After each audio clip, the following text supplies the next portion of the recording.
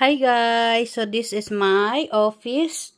Ayan, pasensya na kayo sa ating mga bags dyan. Kasi ito ay, ayan, pagpasok natin, ito, nanggaling sa labas. Ito yung pinaka-door natin. At meron tayong decoration sa taas. Meron tayong antique. Nag-work po to ha, antique na radio. At extra lampshade doon. Ito po yung mga decoration ko na nagawa ko, ginagamit ko sa birthday. Meron dito akong aquarium na hindi na ginagamit kasi mahal ang isda.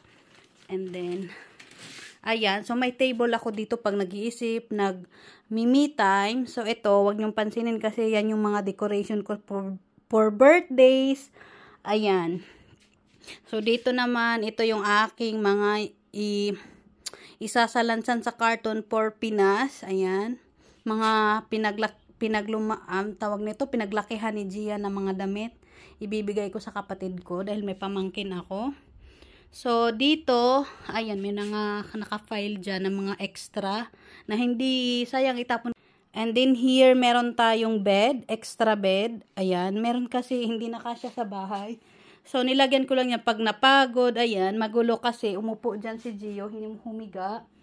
Ayan, may table tayo. Tapos, pag winter, meron Zumba. Naglalagay ako dito ng mga kahoy. And then, meron tayong speaker.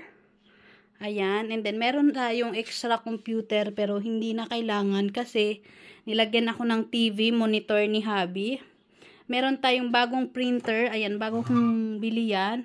And then, may extra laptop, tablet dito. Madumi. Extra tablet para yun sa tractor ni Habi.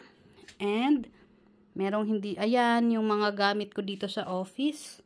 Meron tayong amplifier doon, mga documents natin na kailangan.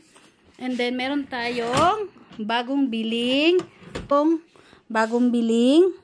gold chair ko. Ayan, online. Pag nag-online ako, nagla-live.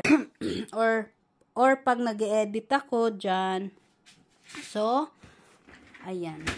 And, meron din tayong, tawag nito microphone, na unang nabili. And then, next yung lighting natin. And then, meron din akong pa-lighting setup. Ayan. Minsan, kapag madilim, sinasarado. Lalo na pag winter. So, ito po yung, pwede na rin siyang pag may bisita dito matulog, char.